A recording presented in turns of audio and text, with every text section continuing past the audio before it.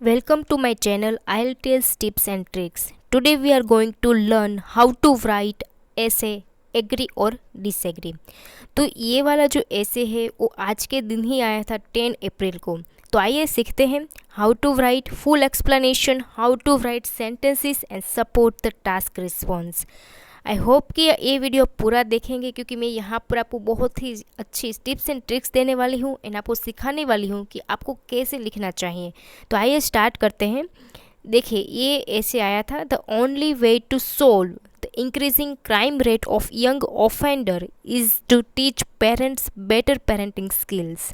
To what extent do you agree और disagree. इसका मतलब ये है कि ओनली एक ही तरीका है कि पेरेंट्स को सिखाया जाए कि अच्छी पेरेंटिंग स्किल करें ताकि वो क्राइम की तरफ ना दौड़े। ओके, तो आपको टेंशन लेने की ज़रूरत नहीं है। मैं आपको ईच एंड एवरी सेंटेंसेस बहुत ही डिटेल में सिखाऊंगी। So let's get started. अब सबसे पहले मैं आपको एज अ टीचर तरीके से आपको ये रिकमेंड करूँगी कि सबसे पहले आप मैं जो टिप्स देती हूँ उसको आप फॉलो करिए।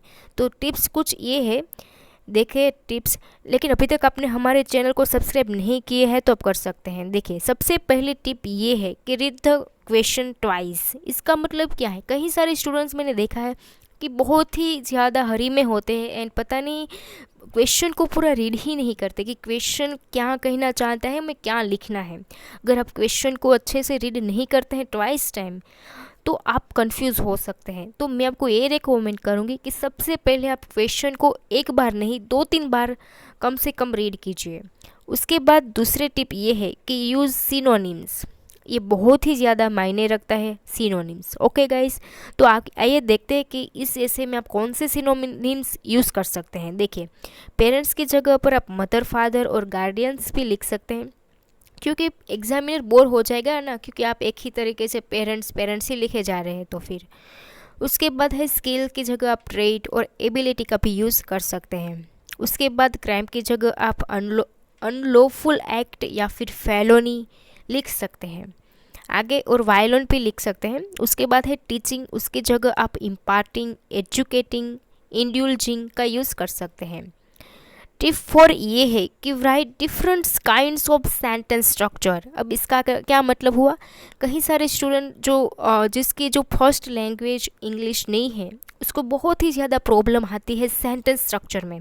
तो आपको टेंशन लेने की ज़रूरत नहीं है। मेरे चैनल पर कई सारे ऐसे वीडियोस मैंने बनाए हैं जहाँ पर मैंने सिखाया है कि how to form a sentence, subject कहाँ पर यूज़ करना है, कितने बड़े बड़े सब्जेक्ट आते हैं, वर्ब्स आते हैं, तो आपको कैसे जो फॉर्म करना है सेंटेंस वो मेरे चैनल पर available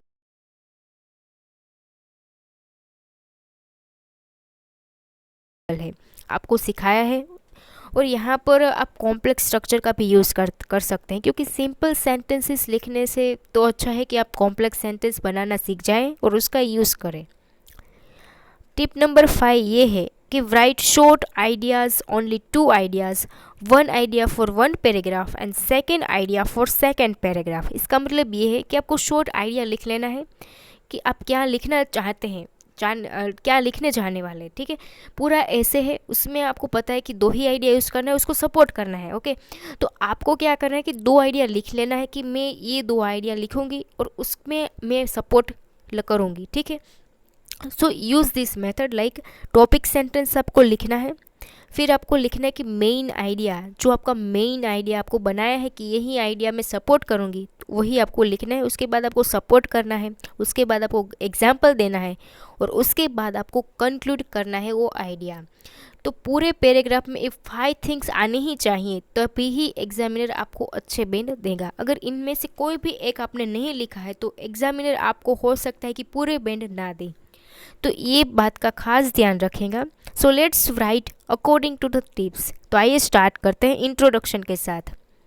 there has been an increase in number of crime activity, so it is believed by many that educating parents on good nurturing skills to their offspring. अब देखिए यहाँ पर सिनोनिम्स का यूज़ किया है, आपको टेंशन लेने की ज़रूरत नहीं है। मैं अभी आपको सिखाती हूँ कि मैंने क्या लिखा है। सबसे पहले हम रीड कर लेते हैं।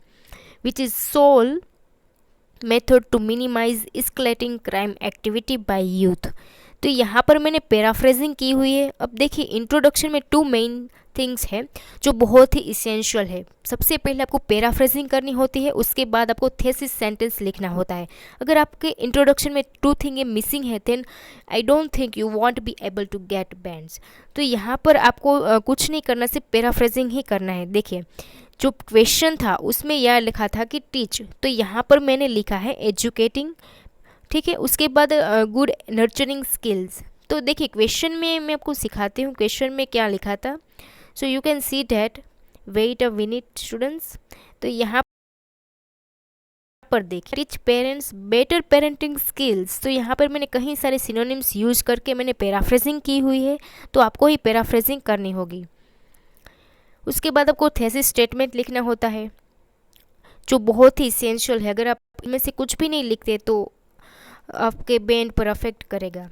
तो यहाँ पर देखिए on good nurturing skills to their offspring, children के जगह पर मैंने ऑफस्प्रिंग का यूज़ किया है विच इज़ सोल, यानी कि ओनली, ओनली का सिनोनिम सोल होता है।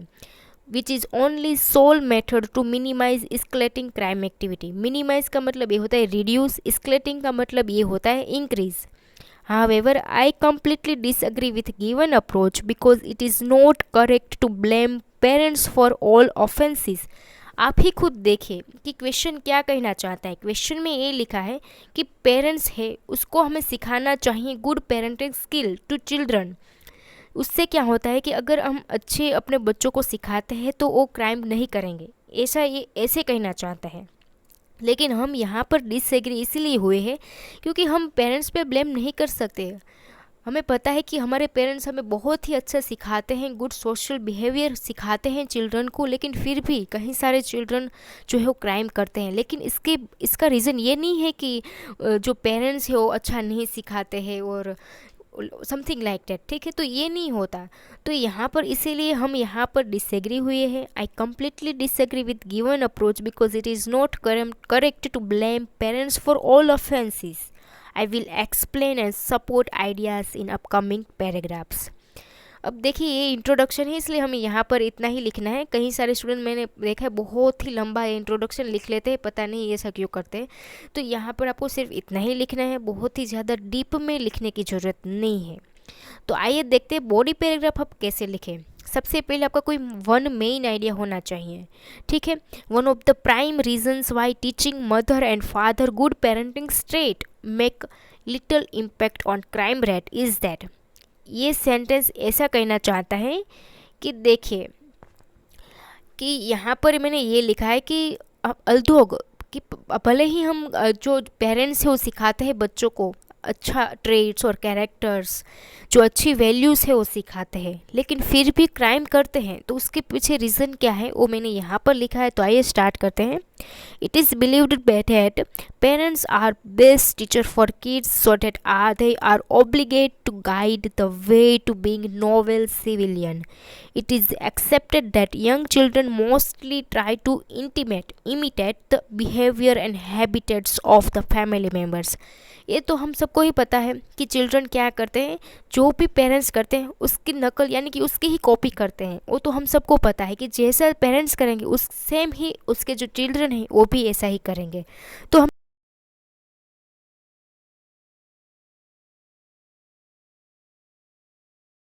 हमने ये सेंटेंस बना के लिखा हुआ है। अब देखिए आगे देखते हैं। देखिए यहाँ पर मैंने यूज़ किया है it is widely accepted that, it is believed by many that. कई सारे स्टूडेंट तो ये सोचते होंगे कि इसका मतलब इसका कुछ मीनिंग ही नहीं है, अगर हम इसका डोंट यानी सेंस ही नहीं है इसका यूज़ करने से। लेकिन इसका सेंस है क्योंकि आपको कोहेरेंस अच्छा बनाता है, इसीलिए आपको बीच बीच के सेंटेंस कनेक्ट करने होते हैं बाय राइटिंग लाइक दैट। देखिए it is widely accepted that, ठीक है। आगे देखते हैं। देखिए यहाँ पर कॉम्प्लेक्स स्ट्रक्चर का यूज़ किया है। Although parents induce their children about moral and ethics, children often get influence their social media. ये सही है कि बच्चों को, लेकिन अगर वो इन्फ्लुएंस में आ जाएगा जो सोशल मीडिया है कि सोशल मीडिया हमें किस मार्ग पर ले जा रहा है, फिर तो पता ही है कि क्या होने वाला है।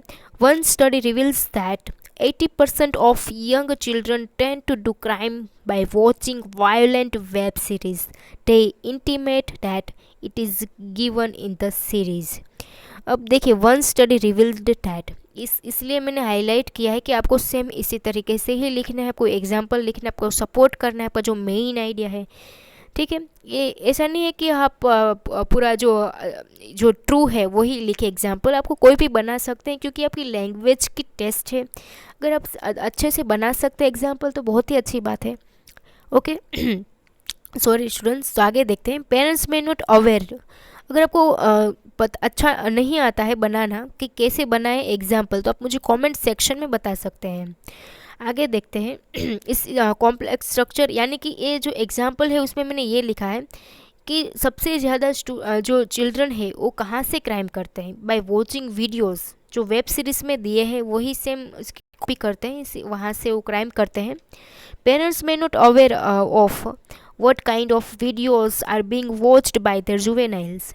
अब एक कैसे पता चलेगा पेरेंट्स को कि उसके जो बच्चे हैं वो क्या देख रहे हैं मोबाइल्स में, कौन सी वेब सीरीज़ देख रहे हैं, वो पेरेंट्स को तो पता नहीं है ना। तो hence they will not able to stop to do so parents नहीं वो स्टॉप कर सकते हैं क्राइम। तो आप देख सकते हैं कितना सपोर्टिव सेंटेंस स्ट्रक्चर और सेंटेंसेस मैंने लिखे हैं और पैराग्राफ भी मैंने सपोर्ट किया है। तो आपको सेम इसी तरीके से ही लिखना है, आपको यहाँ पर कंक्लूड भी करना है, जैसे मैंने यहाँ पर कंक्लूड किया कि अभी तो नहीं कर सकते क्योंकि उसको नहीं पता कि उसके बच्चे क्या देख रहे हैं मोबाइल्स में। आगे देखते हैं दूसरा पैराग्राफ। अगर आपको कुछ भी डाउट है तो प्लीज़ आप मुझे कमेंट सेक्शन में बता सकते हैं। आगे देखते हैं। Another factors responsible to avoid the criminal nature of children is school. Definitely, क्योंकि एक बात तो ये है कि पेरेंट्स बहुत ही ज़्यादा अच्छा इन्फ्लुएंस करते हैं, और दूसरी बात स्कूल, क्योंकि बच्चे हैं ना वो ज़्यादातर स्कूल में टाइम स्पेंड करते हैं, तो वहाँ पर जो उसका एटमॉस्फेयर है वो बहुत ही ज़्यादा मैटर करता है, कौन किस टाइप के जो फ्रेंड्स है उसके कैसा इन्वायरमेंट है। तो आइए देखते हैं कि मैंने क्या लिखा है। इवन दो, अब देखिए यहाँ पर कॉम्प्लेक्स सेंटेंस का यूज़ किया है। Even though parents impart good values, young children are spending majority of time in the school with their peers. So if they involve in smoking or unlawful activity, it will lead to bad influence. The Times have recently reported that. अब आपको ये example बना लेना है support करने के लिए। Children are likely to follow school atmosphere rather than at home, क्योंकि वहाँ पर ज़्यादा टाइम स्पेंड करते उसके जो फ्रेंड्स है, पीयर है उसके साथ, तो जाहिर सी बात है कि वही फॉलो करेंगे। तो यहाँ पर आप देख सकते हैं कि मैंने लाइकली टू का यूज़ किया है, वो सेंटेंस स्ट्रक्चर चैनल पर अवेलेबल है, आप वो वीडियो देख सकते हैं। Therefore teaching good skill to parent does not make any sense to their child. So ये कोई सेंस नहीं बनाता, क्योंकि उससे कोई फ़र्क ही नहीं पड़ता कि कितने ज़्यादा अच्छा हम इम्पार्ट करते हैं अपने चिल्ड्रन को, क्योंकि वो इन्फ्लुएंस में आ जाता है ना, अपने जो फ्रेंड्स होते हैं स्कूल में उसके इन्फ्लुएंस में आ जाता है, इसीलिए। अब आइए देखते हैं कि कंक्लूज़न में क्या लिखना चाहिए। इन कंक्लूज़न में देखिए कई सारे स्टूडेंट्स मैंने देखा है इन कंक्लूज़न की जगह कुछ और ही फैंसी वर्ड्स यूज़ करते हैं, जो आपको अवॉइड करना चाहिए क्योंकि इरिटेट होता है हम एग्जामिनर को। Although parents play an essential role in terms of good social behavior of their youth, one can certainly not blame as the crime can be done by watching crime videos. अब ये तो हम सबको पता है कि parents जो है वो बहुत ही इंपॉर्टेंट रोल प्ले करते हैं इन टर्म्स ऑफ बिहेवियर, लेकिन क्या है ना कि क्राइम्स फिर भी हो सकता है। क्यों हो सकते हैं? क्योंकि बाय वॉचिंग क्राइम वीडियोस और negative environment at school which parents may not aware about it. चाहे कितना भी पेरेंट्स अच्छा सिखा ले, लेकिन अगर जो उसका जो बच्चा है वो इन्फ्लुएंस में आ जाता है, सोशल मीडिया है और बेड इन्फ्लुएंस यानी कि बेड एटमॉस्फियर है स्कूल में, देन वो डेफिनेटली क्राइम के तरफ ही जाएगा। तो ये पूरा सपोर्टिव मैंने लिखा है, और अगर आपको कुछ भी क्वेरी है तो आप मुझे कमेंट सेक्शन में बता सकते हैं। आई होप कि आपको ये वीडियो अच्छा लगा है, तो please subscribe to my channel and share with your IELTS friends. तो चलिए मिलते हैं नेक्स्ट वीडियो में। Till then take care of you.